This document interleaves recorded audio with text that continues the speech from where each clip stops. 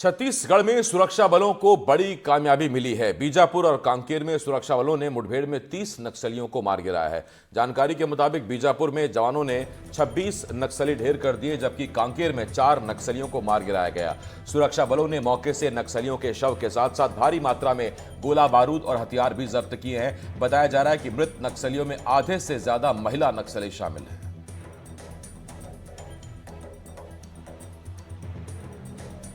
बीजापुर और कांकेर में नक्सलियों के खिलाफ ऑपरेशन को लेकर डिप्टी सीएम विजय शर्मा ने एनडीटीवी से कहा कि सुरक्षा बलों ने 30 नक्सलियों को ढेर किया है। बस्तर में अब जनता ने नक्सलवाद के खिलाफ प्रण ले लिया है। सफलता का ऐसा दिन है कि बार बार उप मुख्यमंत्री जी को हम परेशान भी कर रहे हैं, उनसे लगातार अपडेट लेते जा रहे हैं। संख्या एक के बाद एक बढ़ के 18 की आ रही थी, 20 हुई, 24 हुई और 30 पूरे बस्तर में 2 मुठभेड़ में हुई है। किस तरह से देख रहे हैं समय पर जो टारगेट लेकर चला जा रहा है? मैं हृदय की प्रसन्नता के साथ आपको ये सारी बातें बता रहा हूँ।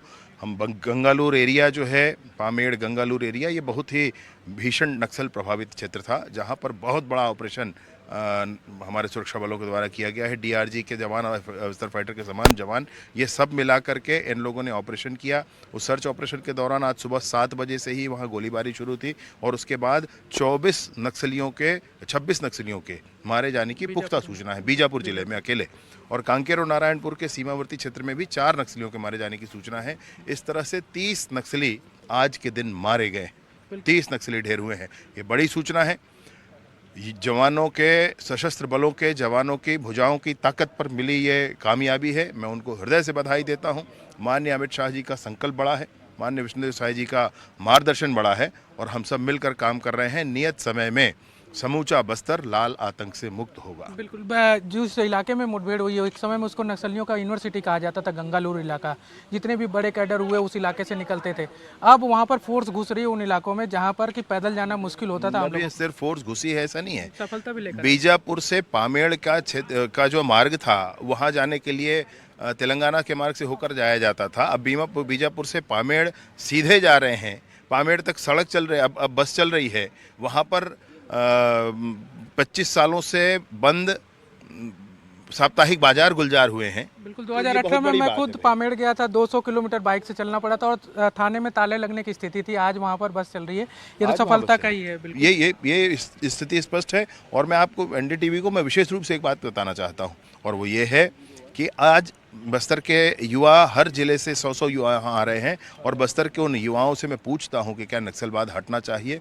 एक स्वर में कहते हैं, मैं आप भी उनका इंटरव्यू लीजिए, आप भी लीजिए, आपको भी स्पष्टता होगी। जब जनता संकल्प कर ले तो सिद्ध होकर रहता है। बिल्कुल। तो जनता ने संकल्प ले लिया है, ऐसा सरकार का कहना है। और लगातार जो सफलता मिल रही है उस पर जो है सरकार का ये दावा है कि जो तय समय सीमा की गई है कि 31 मार्च 2026 तक नक्सल समस्या का समाधान कर लिया जाएगा, उसमें सफलता जरूर मिलेगी। रायपुर से कैमरा सहयोगी प्रवीण साहू के साथ नीलेश त्रिपाठी, एनडीटीवी। और नीलेश मेरे सहयोगी इस बड़ी खबर पर हमारे साथ जुड़े हुए हैं। नीलेश, क्या आधिकारिक और फाइनल आंकड़े आए हैं इस मुठभेड़ के बाद? देखिए, अभी तक जो आंकड़े आए हैं वो बीजापुर जो मुठभेड़ हुई है, बीजापुर और दंतेवाड़ा के सीमा इलाके में एनरी गांव है, वहां पर जो इलाका है वहां पर 26 माओवादियों के मारे जाने की सूचना है और 26 का ही आंकड़ा अभी तक अपडेट है। और इसके अलावा जो कांकेर और नारायणपुर सीमा पर जो दूसरी एक और मुठभेड़ हुई है आज, उसमें 4 की संख्या जो है उसी पर काबिज है। 4 के ही अभी ऑफिशियल बयान जारी हुए। तो कुल 30 जो नक्सलियों के मारे जाने की सूचना है और इसमें से दोनों जगहों पर मिलाकर बताया जा रहा है कि करीब 15 ऐसी उसमें महिला कैडर की नक्सली हैं जिनके 100 बरामद किए गए हैं और बाकी पुरुष कैडर हैं। तो कुल मिलाकर अभी तक जो अपडेटेड जानकारी है, जो आधिकारिक जानकारी है, वो 30 नक्सलियों के मारे जाने की सूचना है 2 अलग अलग मुठभेड़ों में, जिनमें एक में 26 और एक में 4। जी आसिफ। जी नीलेश, एक सवाल और मैं आपसे यहाँ जानना चाहता हूँ। ये जो मुठभेड़ हुई उसके बाद हमने देखा कि केंद्रीय गृह मंत्री ने भी उस संकल्प को दोहराया। सीएम साय ने भी पोस्ट कर उस संकल्प को दोहराया कि 31 मार्च 26 तक नक्सलवाद मुक्त भारत और छत्तीसगढ़। मानकर चले कि ये नक्सल ताबूत में आखिरी कील बस यही बची है। बिल्कुल, एक और बड़ी अपडेट और एक्सक्लूसिव अपडेट मैं अपने दर्शकों को मैं देने जा रहा हूं आसिफ। अभी मेरे पास कुछ देर पहले इस बिहाफ ऑफ सोर्सेस और बड़ी पुख्ता सोर्सेस मुझे ये जानकारी मिली है कि जिस तरह से भारत में शौच मुक्त भारत का अभियान चलाया गया था और ओडीएफ गांव घोषित किए गए थे, सबको ध्यान होगा, एक बड़ी योजना केंद्र सरकार की चलाई गई थी जिसमें ओडीएफ इलाके घोषित होते थे और उसमें ऐसा था कि खुले में शौच मुक्त भारत का जो अभियान था, स्वच्छता का अभियान, उसके तहत काम किया जा रहा था। और उसी की तर्ज पर या उसी की तरह उसी को ही एक प्रेरणा मानकर अब छत्तीसगढ़ में एक नई योजना का ऐलान कभी भी हो सकता है, किसी भी वक्त हो सकता है। और वो ये है कि उसी की तर्ज पर उन इलाकों को एक नाम दिया जाएगा जो स्थानीय भाषा में, मुझे अगर जो सोर्सेज से जानकारी है उसके मुताबिक एल्वेड करके एक नाम आ रहा है, जो कि स्थानीय बोली का एक शब्द है। अगर मैं हो सकता है कि कुछ अलग भी हो, क्योंकि बिहाफ ऑफ सोर्सेस ये जानकारी मिली है, लेकिन ये तय है कि इसी की तर्ज पर एक नई योजना जो है वो शुरू की जा रही है। और जो भी नक्सल प्रभावित इलाके हैं, जैसे जैसे वो मुक्त होते जा रहे हैं तो उनको वो सर्टिफाइड भी करते जाएंगे, उसी की तरह जैसे ओडीएफ का सर्टिफिकेट मिलता था। अगर ध्यान होगा लोगों को और दर्शकों को भी ध्यान होगा कि उनके इलाके में नगरीय निकाय हो या पंचायत हो या ऐसे इलाके हैं जहाँ का खुले में शौच मुक्त भारत का अभियान, स्वच्छता अभियान के तहत चलाया जा रहा था, और जो भी इस तरह से वहाँ पर स्थितियाँ बनती थी तो एक सर्टिफिकेट दिया जाता था ओडीएफ का। उसी की तर्ज पर अब छत्तीसगढ़ में जो नक्सल प्रभावित इलाके हैं, जैसे जैसे मुक्त होते जाएंगे वैसे ही उनको उस योजना का जो नाम है उसका सर्टिफिकेट देने का काम किया जाएगा। और इसकी शुरुआत जल्द ही होने वाली है और कभी भी इसका ऐलान भी हो सकता है। आज रात में ऐलान हो जाए, हो सकता है कल हो जाए या आने वाले कुछ दिनों में हो जाए।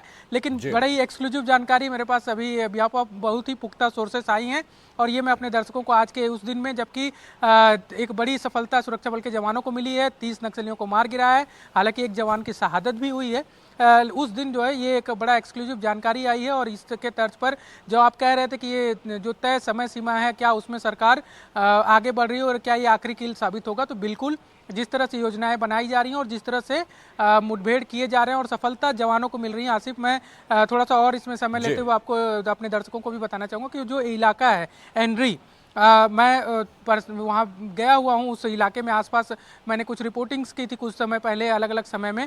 तो पीडिया का जो इलाका है, जो गमपुर पीडिया, ये वो जगह होते थे जहाँ पर आपको अगर पहुँचना हो तो कम से कम 3 से 4 दिन आपको समय बिताना पड़ता था, पैदल चलने पड़ते थे, कोई और साधन नहीं था। उन गांवों के लोग जो हैं वो कभी मुख्य धारा से नहीं जुड़े हुआ करते थे। उसी के आसपास का इलाका है। और दूसरा ये जो इलाका, ये बीजापुर का, और उसके एक बड़ा सा पहाड़ है, उसके पहाड़ के दूसरी तरफ दंतेवाड़ा का इलाका है। तो उस इलाके में बड़े ही पहुँच मार्ग जो है बहुत ही संभव ही नहीं था, कोई अगर ऐसे कल्पना कर ले कि आसानी से वहां जा सके, इसकी संभावना ही नहीं थी। और ऐसी जगह पर आज इतनी बड़ी सफलता मिली है। और उस इलाके में जो आज भी ऐसा माना जाता है कि वो लैंड माइंस वाला इलाका है, जगह जगह नक्सलियों ने सुरक्षा बल के जवानों को नुकसान पहुंचाने के लिए उस इलाके में बड़ी संख्या में लैंड माइंस बिछाए हैं। आप जब बीजापुर से गंगालूर जो थाना क्षेत्र है वहाँ से जब आगे बढ़ेंगे और उसके बाद इस रास्ते के लिए जब मुड़ेंगे तो उसमें एक गांव पड़ता है मुदवेंडी गांव में पिछले 2024 के पहले ही दिन मुठभेड़ हुई थी और एक 6 माह की बच्ची मंगली जो अपने माँ के गोद में बैठकर दूध पी रही थी, उसको क्रॉस फायरिंग में गोली लगी थी और उसकी मौत हो गई थी। और उसके बाद पिछले साल 2024 में उसी गांव में लैंड माइंस पर पैर पड़ने से 2 युवाओं की मौत हुई थी। इसके अलावा कई जानवर उस इलाके में मारे गए हैं। तो ये इलाका जो है आसपास का करीब 5-7-10 किलोमीटर का जो इलाका है, जैसे कि जब हम मुदवेंडी से आगे बढ़ेंगे तो पीडिया है, पीडिया से आगे गमपुर है और फिर एनरी, ये जो इलाका है, इस इलाके में बड़ी सुरक्षा बल के जवानों ने कितनी प्लानिंग के तहत ये ऑपरेशन किया होगा, मैं वो समझाने के साथ और शौर्य के साथ उन्होंने नक्सलियों से लोहा लिया, ये समझ में आ रहा है। बहुत धन्यवाद आपका नीलेश, हमारे साथ जुड़ने के लिए। नीलेश इस वक्त मेरे सहयोगी रायपुर से हमारे साथ जुड़े हुए थे। आगे